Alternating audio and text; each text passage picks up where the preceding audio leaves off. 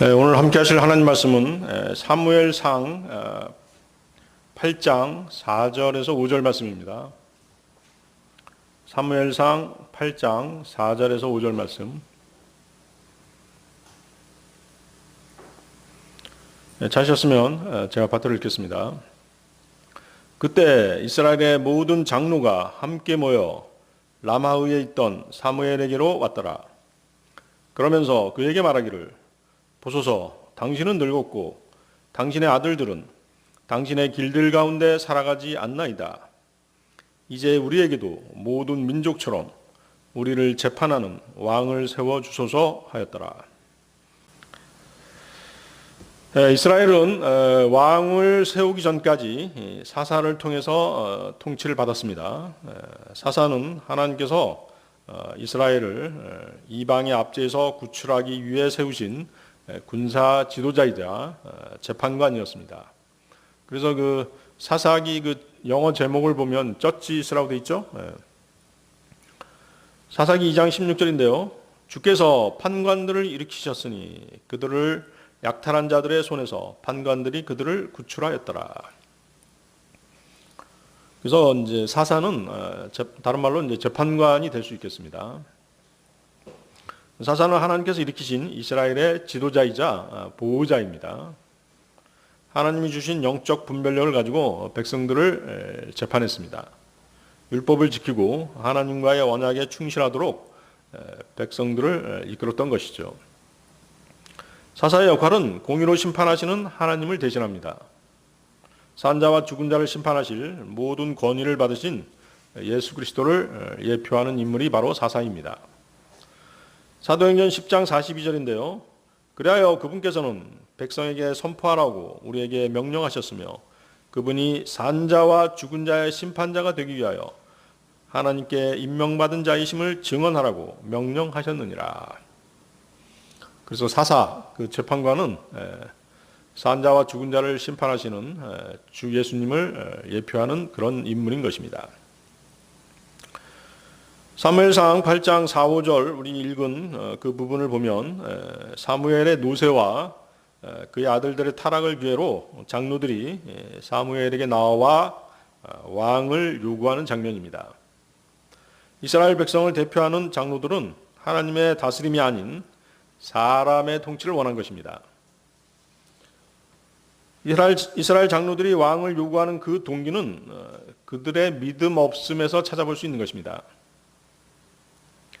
그들은 이스라엘이 자주 직면하는 여러 어려움의 원인을 자신들이 아닌 하나님께 돌린 것입니다. 자신들의 죄를 하나님께 회개하고 하나님을 향한 믿음을 회복함으로써 문제를 해결하려고 한 것이 아니었던 것이죠. 오히려 하나님의 통치를 거절하고 이방 나라들처럼 강력한 왕의 통치로 문제를 해결하려고 한 것입니다. 사무엘상 8장 7절도 한번 보십시오. 그 밑에. 그러자 주께서 사무엘에게 이같이 말씀하셨느니라. 그들이 너에게 하는 모든 말에 있어서 백성의 음성에 경청하라. 이는 그들이 너를 거절한 것이 아니라 그들은 내가 그들을 통치하지 못하도록 나를 거절한 것이기 때문이라. 나를 거절한 것이기 때문이라. 장로들은 하나님을 거절한 것입니다. 당시 이스라엘이 왕정을 요구한 이유는 이방 나라와 같이 되기 위해서입니다. 그들은 하나님을 택함받은 백성으로서 하나님의 말씀으로 다스림을 받는 것을 원치 않았습니다. 이방들의 정치체제를 모델로 삼고자 했습니다. 본문에 모든 민족처럼 우리를 재판하는 왕을 세워주소서라는 말이 이 사실을 뒷받침하고 있습니다. 장로들의 요구는 하나님이 세우시는 사사가 아닌 이방 나라와 같은 왕을 세워달라는 것이었습니다. 이 같은 소원이 담고 있는 것은 정치적인 안정이었습니다. 그리고 경제적인 부강함이었습니다.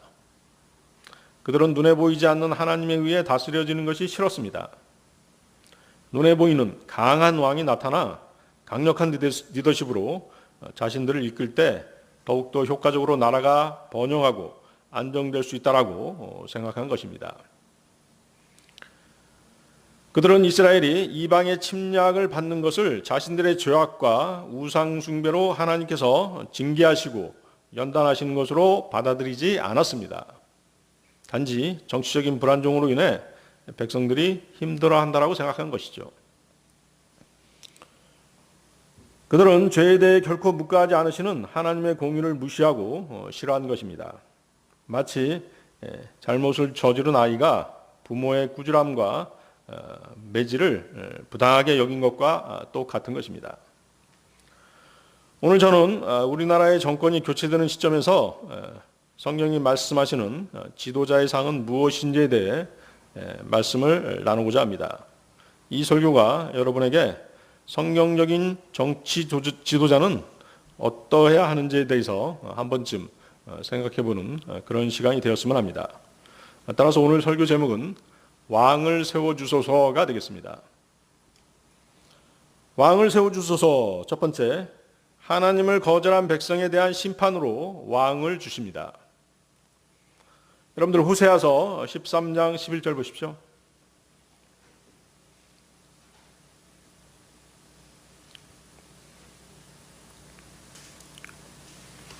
호세아서 13장 11절. 내가 나의 분노 가운데서 너에게 한 왕을 주었고 나의 진노 가운데서 그를 박탈시켰도다. 예. 하나님께서 분노 가운데서 왕을 세워주셨다라고 말씀하시죠. 예. 그래서 왕을 세워주시는 것이 하나님의 축복이 아닌 것이에요. 하나님을 거절한 백성에 대한 심판으로 왕을 주시는 것입니다. 하나님께서는 진정한 왕이신 그분을 구하지 않고 그들의 눈에 보기 좋은 왕을 구한 이스라엘에게 왕을 주시되 분노로써 주셨다라고 말씀하십니다. 그렇죠? 거기 영어로는 앵거죠. 또한 진노로써 그 왕을 패하셨습니다. 진노, 레스죠, 레스. 분노와 진노는 좀 다른 것입니다. 이는 역사적으로 북이스라엘의 왕권이 계속적으로 폭력과 암살과 반역으로 교체되었던 사실로서 드러났던 것입니다. 앞문장의 분노는 히브리어로 아프라고 하죠. 아프. 사람의 신체 가운데서 호흡기관인 콧구멍을 지칭하는 단어가 바로 아프입니다. 그러나 구약 성경에서는 이 단어가 오히려 분노라는 의미로 더 많이 사용되었습니다. 이는 사람이 분노할 때 호흡이 거칠어지고 뜨거운 콧김이 나오는 것과 관련해서 사용된 것입니다. 사람이 크게 노할 때 그것이 그 콧김으로 드러나듯이 하나님의 분노하심이 눈에 띌 만큼 크게 드러났다는 것을 나타내기 위해 사용된 단어입니다. 또한 뒤에 진노에 해당되는 히브리어는 에브라입니다. 에브라는 분노가 너무 극심해서 자신의 감정을 억제하지 못하고 그 한계를 넘어버린 상태를 강조하는 단어입니다. 이러한 분노는 마치 오랫동안 휴화산으로 있던 화산이 내부의 압력을 견디지 못하고 마침내 폭발하는 것을 연상케 하는 그런 표현입니다. 사람들이 만왕의 왕이 되시는 하나님 대신 인간 왕을 세워달라고 요구했을 때 하나님께서 얼마나 많이 실망하시고 분노하셨는지를 알 수 있는 표현들인 것입니다. 이스라엘이 하나님께로부터 돌아섰을 때 하나님께서는 악한 왕을 일으켜 심판을 내리시는 것입니다. 믿어지십니까? 그들의 죄에 대해서 참으시다가 왕을 세우셔서 백성들을 죄에 대한 형벌로 인도하시는 것이죠. 이것이 하나님의 공의인 것입니다. 대표적인 왕이 바로 사울입니다. 이스라엘은 하나님의 직접적인 통치를 거부하고 인간 왕을 요구했습니다. 거기 사무엘상 8장 7절 다시 보십시오. 사무엘상 8장 7절. 그들이 너를 거절한 것이 아니라 그들은 내가 그들을 통치하지 못하도록 나를 거절한 것이기 때문이라. 사울이 불순종하고 타락할 것을 전지전능하신 분이 모르셨을까요? 분명히 아셨습니다. 분명히 아시고 그들에게 사울을 주셨습니다. 사울은 어때요? 키가 크고 겉으로 보기에는 매우 호감이 가는 그런 인물이었습니다. 그러나 그의 내면을 살펴보면 교만하고 순종하지 않으며 질투심이 많은 사람이었습니다. 하나님께서는 눈에 보이지 않으시는 그분 대신 자기들 눈에 좋게 보이는 왕을 선택한 이스라엘 백성을 심판하시고자 하신 것입니다. 사울왕은 이스라엘 백성들의 악한 마음을 나타내주는 그런 왕이었던 것입니다. 사무엘상 16장 7절이죠. 사무엘상 16장 7절. 이는 주가 사람이 보는 것처럼 보지 아니하기 때문이라. 사람은 겉모습을 보나 주는 마음을 보기 때문이라. 이스라엘이 인간왕을 세워달라고 한 결정적인 이유는 하나님의 통치, 즉 직접적인 하나님의 말씀을 듣고 행하기를 거부한 것입니다. 하나님의 말씀을 받아서 전한 사람들은 그때 당시 사사들이나 애언자들이었죠. 사울왕 당시에는 사무엘이 사사였습니다. 사울왕이 왕위에서 패해진 이유도 하나님의 말씀을 사무엘을 통해서 받기보다는 자신이 하나님의 중보자의 위치에까지 올라서고자 한 까닭입니다. 사무엘은 성령님의 예표였고 하나님과 이스라엘 사이에 중보자 역할을 했습니다. 구약에서 중보자 역할을 한 사람이 누구였죠? 모세였죠? 그렇습니다. 모세는 하나님과 이스라엘 백성 사이에 율법의 중보자로서의 역할을 했습니다. 신약에서는 하나님께서 그분의 독생자 예수 그리스도를 중보자로 주셨습니다. 거룩하신 하나님께서는 중보자를 통해 인간들과 관계를 하시는 것입니다. 인간은 죄로 인해서 직접 하나님께 나아갈 수 없습니다. 하나님께서는 거룩하시고 인간은 죄인이기 때문에 오직 하나님께서 원하시는 중보자를 통해서만이 하나님과 인간 사이에 간격을 메우도록 하신 것이죠. 자, 여러분들 사무엘상 13장 8절에서 14절 한번 보세요. 사울이 왕에서 패해지게 된 결정적인 사건이 나오고 있죠. 사무엘상 13장 8절에서 14절. 그리고 그는 사무엘이 지정했던 정해진 시간에 따라 7일 동안 기다렸더라. 그러나 사무엘이 길갈로 오지 아니하였고 백성은 그에게서 흩어졌더라. 그러자 사울이 말하기를 번제물과 화평제물들을 여기 나에게로 가져오라 하였더라. 그리고 그가 번제물을 바쳤더라. 이윽고 그가 번제물을 바치는 것을 끝마치자마자 이러한 일이 있었으니 보라 사무엘이 왔더라. 그러자 사울은 자신이 그에게 문안하려고 그를 맞이하러 나갔더라. 이에 사무엘이 말하기를 당신께서 무엇을 행하셨나이까 하였더라. 그러자 사울이 이같이 말하였더라.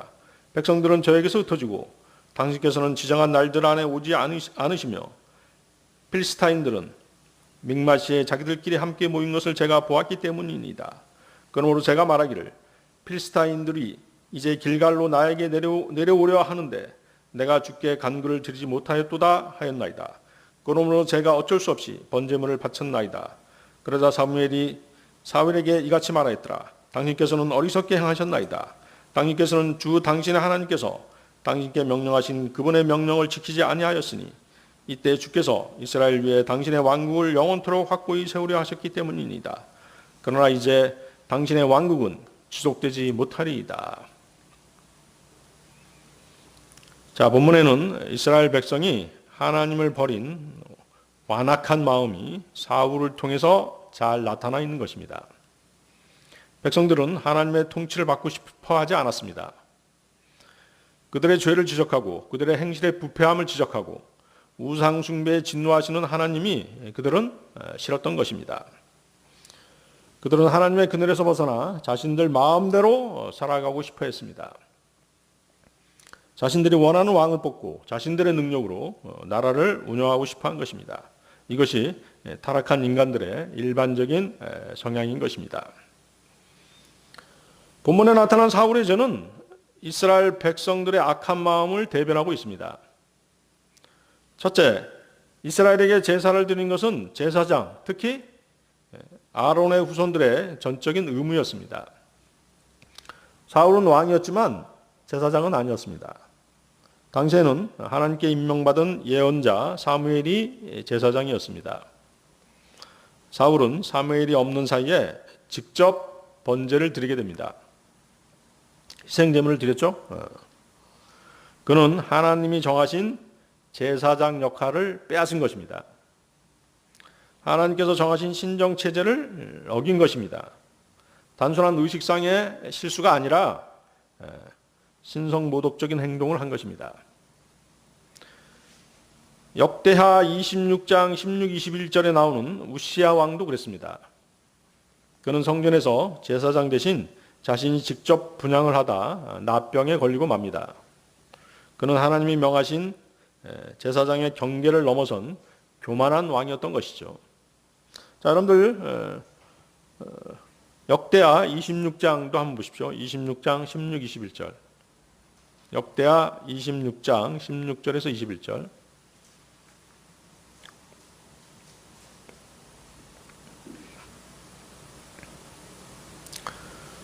그러나 그가 강해졌을 때 그의 마음이 지켜 세워져서 그의 멸망에 이르렀더라. 이는 그가 주 그의 하나님을 대적하여 불법을 행하였으니 분향 제단 위에서 향을 태우고자 주의 성전 안으로 들어갔기 때문이라. 그리고 제사장 아자리아가 그를 따라 들어갔으니 주의 제사장들 80명이 그와 함께하였는데 그들은 용맹한 남자들이었더라. 그리고 그들이 우찌야 왕을 대항하여 그에게 말하기를 우찌하여 주께 향을 태우는 것은 당신에게 속한 것이 아니요 오직 아론의 아들들인 제사장들에게 속하였으니 그들은 향을 태우도록 성별되었나이다. 성소에서 나가소서. 이는 당신께서 불법을 행하셨기 때문이니이다. 또한 그것은 주 하나님께로부터 받을 당신의 존귀가 되지도 아니하리이다 하였더라. 그때 우찌야가 경노하며 향을 태우려고 그의 손에 향로를 집었더라. 그리고 그가 제사장들에게 경노하는 사이 주의 집에 있는 제사장들 앞에서 분향 제단 옆에서부터 납병이 그의 이마에 바로 올라왔더라. 그리하여 수석 제사장 아자리아와 모든 제사장들이 그를 바라보았더니 보라, 그가 자기 이마에 납병이 생겼더라. 그리고 그들이 거기에서 그를 밀쳐냈더라. 진정 그 자신 역시 서둘러 나갔으니 주께서 그를 치신 까닭이라. 그리하여 우찌야 왕이 그가 죽는 날까지 납병 환자였으니 납병 환자로서 별채 안에 거하였더라. 이는 그가 주의 집으로부터 끊어졌기 때문이라. 두 번째는 사울의 믿음의 부족과 불순종이었습니다. 상황이 매우 긴박했죠. 필리스타인들은 전쟁을 위해 모이고 있었습니다. 반면 사울의 군대는 두려움에 휩싸여서 흩어지고 있었습니다. 사무엘은 사울에게 7일을 기다리라고 말했습니다. 하지만 사무엘이 정해진 기간이 다 지나고 있음에도 나타나지 않았습니다. 사울은 하나님에 대한 믿음이 아닌 두려움 때문에 자신이 직접 나선 것입니다. 이러한 사울의 행동은 하나님의 때를 믿지 못하고 하나님의 지시를 기다리지 않았음을 의미합니다. 성경에서 하나님에 대한 믿음은 종종 고난과 시련 또한 압박 속에서도 순종으로 입증되는 것입니다. 사울의 조급함은 불순종으로 이어진 것이죠. 사실 사무엘은 늦지 않았습니다. 딱 맞춰서 왔죠. 7째 날이 지나기 전에 도착했습니다. 사울의 불순종은 전적으로 그의 믿음의 부족이었던 것이죠. 그래서 히브리서 11장 6절은 뭐라고 말씀하십니까? 믿음 없이는 하나님을 기쁘게 해드리는 것이 불가능하니라.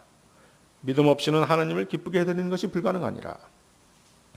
세 번째, 사울의 오만과 자존심이 그의 명을 재촉했습니다. 사울이 직접 제사를 드리기로 한 결정은 주제넘는 행동이었습니다. 그는 하나님의 말씀에 순종하는 것이 아니라 번제의식을 통해서 하나님의 은총을 조종하려고 시도한 것입니다. 이는 작금의 은사주의 교회들의 행태와 똑같은 것이죠. 은사주의 교회, 여러분들 보신 적 있으신가요? 그들의 예배 광경을 보신 적 있으신가요? 통성기도와 방언, 울부짖음, 그리고 광란의 예배의식을 통해서 하나님을 자신들의 요구를 들어주는 우상으로 변질시킨 것이 바로 작금의 은사주의 교회인 것입니다. 하나님을 마치 알라딘 램프 속의 지니처럼 자신들이 조종할 수 있다라고 믿는 것이 바로 은사주의 교회인 것이죠. 사울은 하나님께 드리는 제사라는 형식이 순종보다 낫다고 생각한 것입니다. 사무엘상 15장 22절인데요. 그러자 사무엘이 이같이 말하였더라. 주께서 번제물들과 희생제물들을 주의 음성에 순종하는 것만큼 매우 크게 즐거워하시나이까? 보소서, 순종하는 것이 희생제물보다 낫고 경청하는 것이 순양들의 지방보다 낫나이다. 사울이 스스로 문제를 해결한 것은 단순히 성급하게 행동한 것이 아닙니다. 마치 자신이 하나님의 법 위에 있는 것처럼 독단적으로 행동한 것이죠. 자신이 제사를 드림으로써 백성들 앞에서 하나님까지도 움직일 수 있다라고 하는 그런 능력이 자신에게 있는 것처럼 그렇게 과시했던 것입니다. 이와 같은 사울의 결말은 충분히 예견되었던 것이죠. 사무엘상 15장 26절인데요. 이는 당신께서 주의 말씀을 거절하셨고 주께서는 당신이 이스라엘을 다스리는 왕이 되지 못하게 거절하셨기 때문입니다. 하나님께서는 그분을 거절한 이스라엘을 심판하기 위해서 그들의 영적 상태와 같은 지도자들을 세우시는 것입니다. 악한 통치자들은 백성들에 대한 하나님의 징계의 도구로 사용되는 것이죠.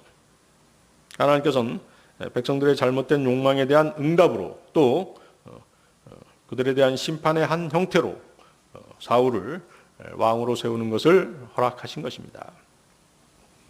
사무엘상 8장 18절이죠. 그리고 너희가 너희를 위하여 선택할 너희의 왕 때문에 그날에 너희는 부르짖으리라. 그리하면 주께서는 그날에 너희의 말을 듣지 아니하실 것이라. 왕을 세워주소서. 두 번째, 고난을 통해 그분의 백성을 단련하고 시험하시기 위해 악한 왕을 세우십니다. 여러분들 사사기 2장 14절 보십시오. 사사기 2장 14절.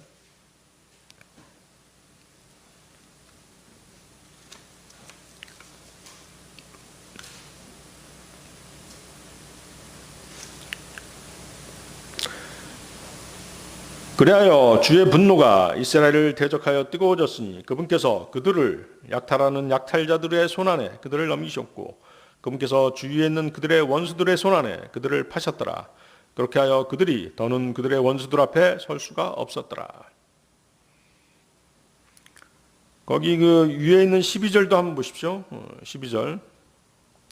이스라엘이 이렇게 된 것은 그들의 우상 숭배로 인해 주 하나님을 진노케 했다라고 말씀하시죠. 거기 사사기 2장 12절.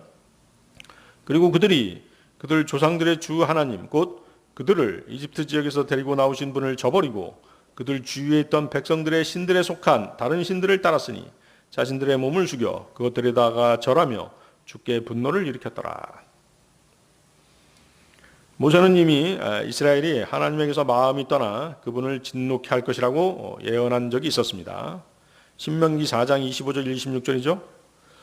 내가 자녀들을 낳고 자녀들의 자녀들을 낳으며 너희가 그 지역 가운데 오랫동안 존속하였는데 스스로 부패하여 새겨진 형상이나 어떤 것과 같은 모습을 만들어서 주 너희 하나님의 목전에 악을 행하여 그분께 분노를 일으켰을 때 내가 이날에 너희를 대적하여 증거하도록 하늘과 땅을 부르노니 그곳을 차지하려고 너희가 요르단을 건너가는 그 지역에서 너희가 머지않아 철저히 파멸할 것이요 너희가 그곳에서 너희의 날들을 연장하지 못하고 오히려 철저히 멸망하리라. 여러분이 열심히 성경을 읽고 공부하지 않거나 영적 전쟁을 치열하게 싸우지 않게 되면 나태해지고 게을러질 수밖에 없습니다. 그때 여러분은 다른 곳에 눈을 돌리게 되는 것이죠.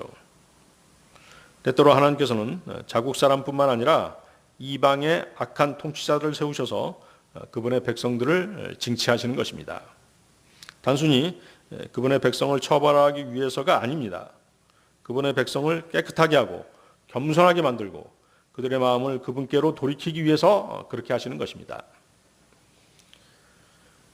이집트의 파라오는 수세기 동안 이스라엘을 압제했던 악한 통치자였습니다. 하나님께서는 파라오를 통해 그분의 능력을 보여주십니다. 그분의 백성이 파라오에게 압제당하는 것을 허락하셨습니다. 그러나 큰 구원을 통해 그분의 백성의 믿음을 더욱더 강하게 하셨습니다. 하나님께서는 네부카드네자르죠. 느부갓네살을 세우시고 카이사를 세우셨듯이 그와 같은 목적에서 파라오를 세우셨습니다. 여러분들이 오해하지 말아야 될 것은 이방의 왕들은 모두 멸망당할 목적으로 그렇게 예비된 자들은 결코 아닙니다. 여러분들 여기 잡고 로마서 9장 한번 보세요. 로마서 9장 22절 23절.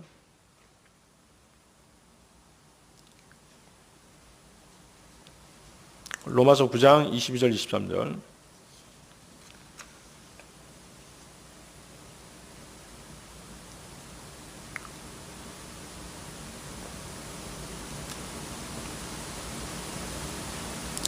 만일 하나님께서 자신의 진노를 보이려는 의사가 있으시고 또 자신의 권능을 알려지게 하려는 의사가 있으셔서 멸망에 적합한 진노의 그릇들을 심히 오래 참으심으로 인내하시며 그분께서 친히 영광에 이르도록 미리 예비하신 자비의 그릇들 위에 자신의 영광의 부유함을 알려지게 하고자 하셨다면 어찌하겠느냐. 자, 이 구절은 여러 본성들을 지니고 계신 하나님께서 그 본성들에 맞게 사람들을 쓰신다는 것을 설명해 주는 그런 구절입니다. 하나님께서 누군가를 부르십니다. 그렇죠? 여러분들도 부르심을 받으셨죠? 그 사람이 응답하면 즉시 그를 데려다가 알맞은 자리에 앉혀 놓으십니다. 하나님께서는 그가 그분의 본성들 가운데서 자비와 영광을 받아 믿음 생활을 하도록 그렇게 조치를 취해 주십니다. 그렇게 해서 하나님의 선하심과 사랑과 은총을 누리도록 하게 하시는 것이죠. 반면에 하나님께서 누군가를 부르셨는데 그가 하나님의 부르심에 응하지 않을 수도 있습니다. 그때 하나님께서는 다른 방법을 시도하십니다. 마음이 완악한 채 그냥 내버려 두시는 것이죠. 그러다가 나중에라도 회개할 수 있도록 새로운 기회를 주십니다. 그런데도 그가 하나님의 오래 참으심을 거부하고 예수 그리스도를 영접하지 않으면 그때 하나님께서는 그의 가망 없음을 보시고 하나님의 본성들 가운데서 진노와 복수를 담는 그릇으로 빚어지게 하는 것입니다. 하나님을 대적하는 그릇으로 빚어지게 하시는 것이에요. 여러분들 하나님의 본성 가운데 어떤 것이 있어요? 어떤 것이 있어요? 여러분들 기도할 때 하나님의 본성, 우리 시편이라든가 성경 읽다 보면 하나님의 본성을 알 수 있죠? 온전하신 하나님, 거룩하신 하나님, 복수의 하나님, 진노의 하나님, 사랑의 하나님, 분노의 하나님, 증오의 하나님, 자비의 하나님, 선하신 하나님, 오래 참으신 하나님, 질투의 하나님 등등. 이 모든 것들이 다 하나님의 본성인 것이죠. 그래서 우리는 하나님을 갖가지 모습으로 묘사하는 것입니다. 이것은 하나님께서 그만큼 다양한 본성들을 지니고 계시기 때문입니다. 하나님께서 이처럼 다양한 본성들을 갖고 계신 까닭은 이 본성들 하나하나가 적합하게 사용되고 적용될 대상들이 각기 따로 있기 때문인 것입니다. 하나님께서는 자신을 나타내는 분이시되 나타나실 때는 반드시 그 대상에 맞는 속성을 가지고 나타나시는 것입니다. 또한 그 본성에 맞는 대상을 찾아서 나타나십니다. 사랑받을 사람에게는 반드시 사랑의 하나님으로 나타나십니다. 진노의 대상이 되는 자에게는 진노의 하나님으로 나타나시죠. 하나님께서는 아무에게나 사랑의 하나님이 아니십니다. 그렇죠? 요즘 교회 보면 어때요? 하나님은 사랑이세요 하면서 사랑 타령을 많이 하잖아요. 그렇지만 하나님께서는 아무에게나 사랑의 하나님으로 나타나시지 않으세요. 또한 하나님께서는 아무에게나 자비의 하나님이 아니십니다. 언제나 두렵고 떨리는 진노의 하나님도 아니십니다. 또한 하나님께서는 사랑의 대상이 되는 사람에게 증오의 하나님으로 잘못 나타나시지도 않으세요. 진노의 대상이 되는 자들 앞에서 용서와 자비의 하나님으로 잘못 나타나시지도 않으신다는 것입니다. 또한 하나님께서는 전지전능하신 분이십니다. 모든 것을 아시는 분이십니다. 하나님의 결심이 서기 전에 하나님의 미리 아심이 있습니다. 그렇죠? 그래서 칼빈주의의 예정론은 잘못된 것입니다. 바라오는 하나님으로부터 대단히 큰 권력을 공식적으로 부여받은 인물입니다. 이런 점에서 파라오는 하나님이 세우신 것이죠. 그러나 파라오는 멸망받기 위해 창조된 것은 결코 아닙니다. 자신의 의지에 따라서 그렇게 된 것입니다. 파라오는 하나님의 오래 참으심을 나타내기 위해 세워진 것입니다. 로마서 9장 17절입니다. 여러분들 아까 로마서 9장 22, 23절 읽었죠? 그 이후에 보십시오. 로마서 9장 17절. 이는 성경 기록이 파라오에게 말씀하시기를 바로 이와 같은 목적으로 내가 너를 일으켜 세웠나니 내가 너의 안에서 나의 권능을 보이려 함이며 나의 이름이 온 땅에 걸쳐 밝히 알려지게 하려 함이라 하시기 때문이라. 하나님의 이름이 온 땅에 걸쳐 선포하게 되심으로 하나님의 능력을 나타내기 위해 파라오가 세워진 것입니다. 출애굽기 9장 16절 말씀인데요. 이러한 까닭으로 내가 너를 일으켰나니 내 권능을 내 안에 보임으로써 내 이름이 온 땅에 걸쳐 선포되게 하려 함이라. 출애굽 사건뿐만 아니라 이스라엘 역사를 보게 되면 하나님께서는 그들이 범죄할 때마다 이방 왕들을 일으키셨습니다. 그렇죠? 이집트의 파라오, 또 아시리아, 바빌론 등등 이방 왕들을 일으켜서 이스라엘을 공격하게끔 하시죠. 그 이방 왕들을 징계의 막대기로 사용하신 것입니다. 이방 왕국과 이방 왕의 심판은 따로 다른 제국을 일으켜서 하나님께서 심판하십니다. 또는 직접 하나님께서 심판하시기도 하죠. 천사들을 시켜서 심판하시기도 하십니다. 하나님께서는 악한 통치자들을 사용해서 그분의 백성의 믿음을 시험하시는 것입니다. 회개를 촉구하고 징치하시며 궁극적으로 그분의 영광을 드러내시기 위함인 것입니다. 왕을 세워주소서. 세 번째, 성경의 예언을 성취하고 그분의 구원 계획을 위해서 왕을 세우십니다. 자, 여러분들 잠언 16장 3절 4절 보십시오. 잠언 16장 3절 4절.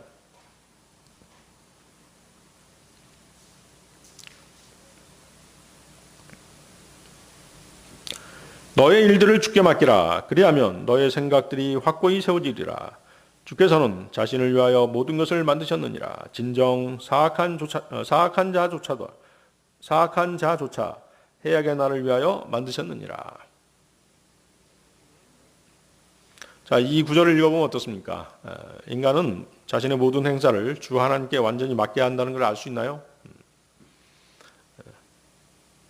그리스도인은 더욱더 그래야 합니다. 그 이유가 바로 하나님의 지혜로우신 창조 목적에 따른 것임을 본절은 설명해 주고 있습니다. 하나님께서는 모든 것을 자신을 위하여 지으셨다라고 말씀하십니다. 창조의 궁극적 목적이 창조의 주체이신 하나님의 영광을 선포하는 데에 있는 것입니다. 이사야서 43장 7절 말씀인데요. 곧 나의 이름으로 불리는 모든 자마다 그리하라. 이는 내가 내 영광을 위하여 그를 창조하였고 내가 그를 형성하였기 때문이라. 진정 내가 그를 만들었노라. 그래서 이러한 의미를 따라서 본 구절을 다시 해석해 보면 하나님께서는 모든 것을 그것들의 쓰임에 맞추어서 창조하셨다가 되는 것이죠. 이러한 하나님의 창조의 원리가 창조의 섭리가 심지어는 악인에게도 적용되는 것입니다. 거기 뭐라고 말씀하십니까? 하나님께서는 그 악한 사람에 대해서도 영향력을 행사하신다는 것을 알게 하기 위해서 거기 뭐라고 말씀하셨어요? 그 뒷절 잠언 16장 4절이죠. 진정 사악한 자조차 해악의 날을 위하여 만드셨느니라고 말씀하시죠. 역사를 주관하시고 인간 개개인의 생사화복을 주관하시는 하나님은 보잘것없는 참새 한 마리가 땅에 떨어지는 것까지도 관여하시는 분이십니다. 마태복음 10장 29절 참새 두 마리가 일파 등에 팔리지 아니하냐? 그리고 너희 아버지 없이는 그것들 중 한 마리도 땅바닥으로 떨어지지 아니하리라. 사람의 생사혈탈도 마찬가지입니다. 그가 선한 사람이건 악한 사람이건 그들 모두의 운명은 하나님의 주권 아래에 있는 것입니다. 그러나 이는 하나님께서 악인의 악함을 조장하신다는 그런 의미는 아니죠. 인간은 도덕적 자유의지를 가진 존재입니다. 그렇습니까? 자신의 행위에 대해서는 자신이 결정하도록 되어 있습니다. 모든 자신의 행위에 대한 책임 또한 자신이 져야 합니다. 그래서 하나님께서는 우리 인간들을 자유의지를 가진 존재로 그렇게 창조하신 것이에요. 모든 피조물들이 다 마찬가지입니다. 사탄은 자기 자신의 자유의지로 자신이 원해서 타락한 것입니다. 그렇죠? 이사야서 14장 13, 14절이 바로 그것이죠. 그것을 알 수 있습니다. 이사야서 14장 13, 14절 이는 내가 너의 마음속으로 이렇게 말하였기 때문이라. 내가 하늘로 올라가겠노라. 내가 나의 보좌를 하나님의 별들위로 크게 높이겠노라. 내가 북쪽의 측면들에 있는 회중의 산 위에 앉겠노라. 내가 구름들의 높은 곳들 위로 올라가겠노라. 내가 지극히 높으신 분처럼 되겠노라. 사탄의 최종 결말은 자신과 같은 죄를 짓고 하나님의 심판을 받는 모든 사람들과 불호수에 던져지는 것입니다. 계시록 20장 10절인데요. 그리고 그들을 속인 마귀는 그 짐승과 그 거짓 예언자가 있는 불과 유황의 호수 속으로 던져졌으니 영원 무궁토록 주야로 심히 고통당하게 되리라. 자, 본문으로 다시 돌아가 보십시오. 본문 잠언 16장 3, 4절은 하나님께서 자신의 피조물을 도구로 사용하시는 것을 말씀하신 것입니다. 피조물들에게 이미 정해놓은 그들의 운명을 말씀하시는 것이 아닙니다. 그 피조물이 사람이든 마귀든 자신의 운명은 스스로 결정하는 것입니다. 단지 여기서는 악인의 행사와 운명조차도 하나님의 주권을 벗어나지 못한다는 그런 의미로 쓰인 것이죠. 자신의 의지로 악을 행하겠다. 사탄처럼 하나님과 견주겠다. 하나님의 보좌를 내가 대신 앉아보겠다라고 이렇게 결심한다라고 한다면 그런 악인들은 심판받고 멸망받은 날이 이미 정해져 있는 것입니다. 악한 자들의 멸망은 분명하다라고 그렇게 말씀하시는 것이죠. 어떤 악한 왕들은 하나님으로부터 성경에 기록된 특정한 예언이 성취되는 역할을 수행하도록 임명받습니다. 그들의 행동은 비록 악하지만 역사 속에서 하나님의 더 큰 계획, 특히 그리스도의 오심과 그분의 왕국이 세워지는 것에 대해 기여하는 것입니다. 예를 들어 네부카드네자르 왕은 이방의 왕이었지만 하나님은 그를 도구로 사용하셨습니다.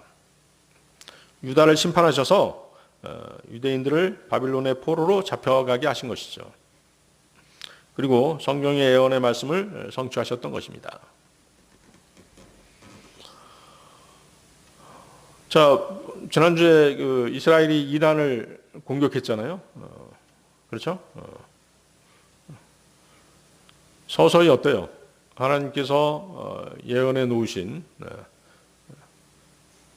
세계에서 일어날 큰 세계 대전이 3개가 남아 있잖아요. 그렇죠? 그 중에 하나가 이제 이스라엘과 이란도 포함되잖아요. 저쪽 러시아 쪽에 곡과마국, 그다음에 이제 이 동쪽에서는 이란을 비롯한 이제 아랍 국가들도 일부 포함될 수 있겠죠. 그다음에 또 서쪽에 있는 일부 나라, 또 남쪽에 있는 뭐 이디오피아라든가 그런 나라들, 이집트도 아마 포함될 거예요. 그런 나라들이 이제 한꺼번에 이스라엘을 공격하는 그런 일이 있게 돼요. 그건 성경에 예언된 전쟁이잖아요. 그래서 그 전초전이 아닐까 그렇게 생각을 해봅니다. 그 전쟁이 이어서 이제 그 다음에 바로 이제 아마겟돈 전쟁이죠. 주님이 재림하시면서 적그리스도 군대, 적그리스도 세력들과 싸우는 아마겟돈 전쟁이 이제 두 번째 세계 대전이죠. 마지막 세계 대전은 뭐예요? 천년왕국 끝에 있게 될 세계 대전이죠. 그렇게 세계에 큰 전쟁이 남아 있는 것이죠. 하나님께서는 그렇게 이방 나라들을 움직이셔서 그분의 예언들, 그분의 말씀들을 성취시켜 나가는 것이죠. 에레미야서 25장 9절입니다. 보라, 내가 사람을 보내서 북방의 모든 족속을 데려오겠노라. 주가 말하노라. 그리하면 나의 종 바벨론 왕 네부카드네자르를 데려오겠으니 이 지역을 대적하고 그곳의 거주자들을 대적하며 주위에 있는 이 모든 민족들을 대적하여 그들을 데려오겠으며 그들을 모조리 멸하고 그들을 경악거리와 슉슉대는 야육거리와 영속적인 황무지들로 만들리라. 그렇죠? 느부갓네살 왕을 데려와서 이스라엘을 황무지로 만들어버리겠다. 그게 하나님의 예언의 말씀이었어요. 그대로 성취된 것이잖아요. 하나님께서는 느부갓네살을 그렇게 이용하신 것이죠. 그분의 도구로 사용하신 것입니다. 후에 느부갓네살 왕도 자신을 왕으로 세우시고 끌어내리시는 하나님의 주권을 인정했던 것입니다. 다니엘서 4장 37절이죠. 이제 나 네부카드네자르는 하늘의 왕을 찬송하고 칭송하며 공경하노니 그분의 모든 역사들은 진리이며 그분의 모든 길들은 공의로다. 그런즉 교만 가운데 살아가는 자들을 그분께서 능히 천하게 낮추실 수 있느니라. 예수님 당시에는 로마의 황제들을 사용하셔서 그분의 예언의 말씀들을 성취하셨습니다. 이방 왕들, 특히 악한 왕들은 자신도 모르게 하나님의 예언의 도구로 사용되는 것입니다. 인류 역사를 운영하시는 하나님의 영원한 목적에 맞춰 사용되는 것이죠. 자, 오늘 설교의 결론입니다. 다니엘서 2장 21절 한번 보십시오. 다니엘서 2장 21절.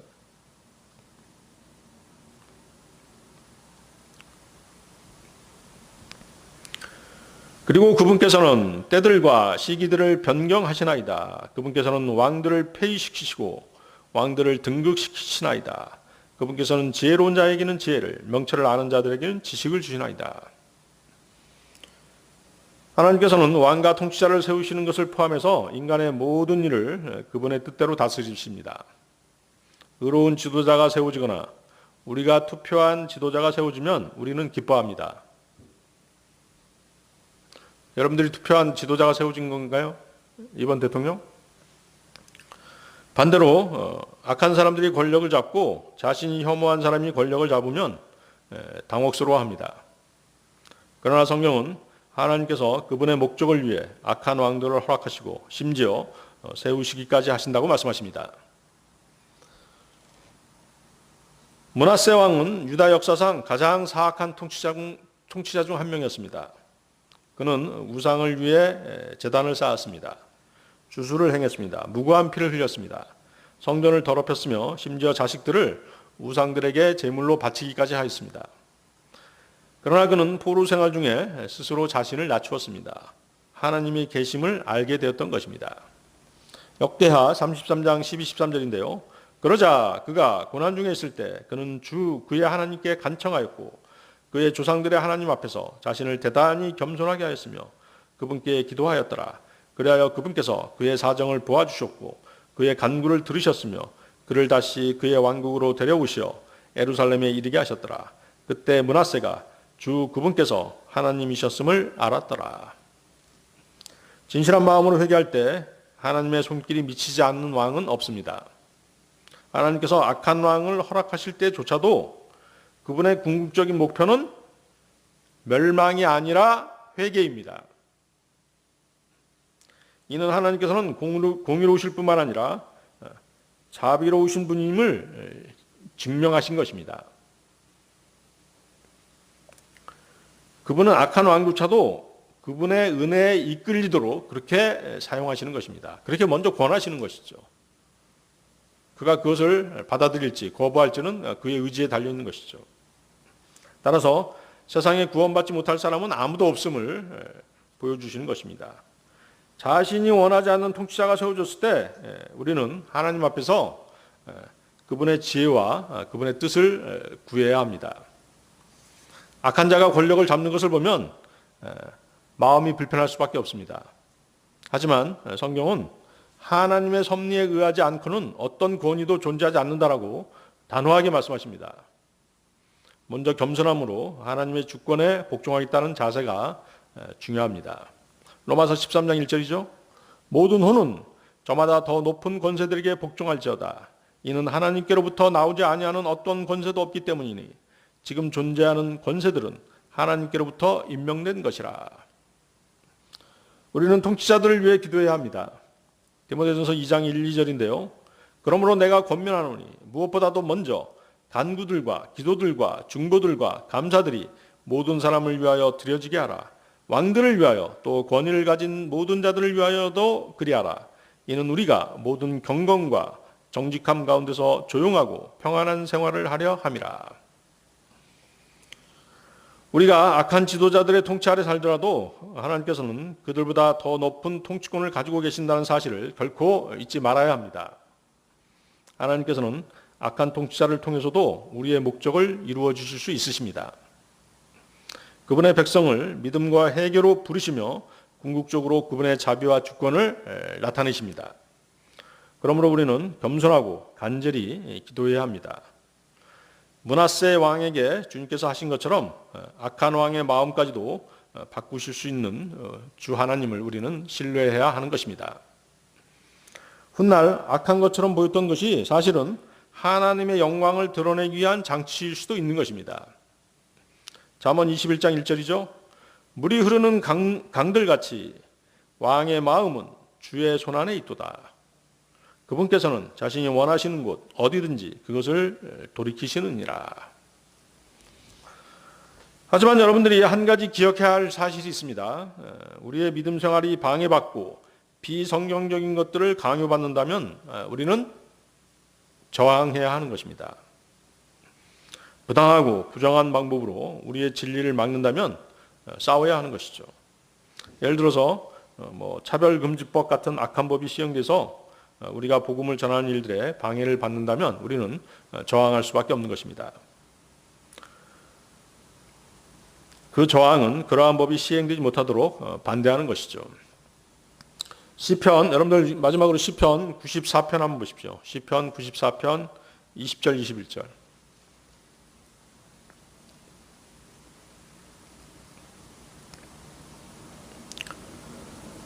시편 94편 20절 21절. 법을 통하여 해로움을 형성하는 죄악의 보좌가 당신과 교제를 가지겠나이까? 그들은 의로운 자의 혼을 대적하여 스스로 함께 모여 무고한 피를 정죄하나이다. 죄악의 보좌는 사탄의 보좌죠. 세상 통치자들은 사탄의 흉내를 내고 그의 영향을 받습니다. 악한 영의 영향을 받는 것이 세상 죄인들입니다. 거기 뭐라고 되어 있습니까? 법을 통하여 해로움을 형성한다라고 말씀하시죠. 법을 조작하는 것이죠. 조작되는 법이 선할 리가 없습니다. 하나님께서는 악한 통치자가 그분의 백성의 신실함을 시험하도록 허락하십니다. 그리스도인들이 여전히 하나님을 찾을지 아니면 타협하는지를 지켜보시는 것이죠. 압제적이고 악한 정권 아래서 그리스도인들의 진정한 마음이 드러나는 것입니다. 다 같이 기도하시겠습니다.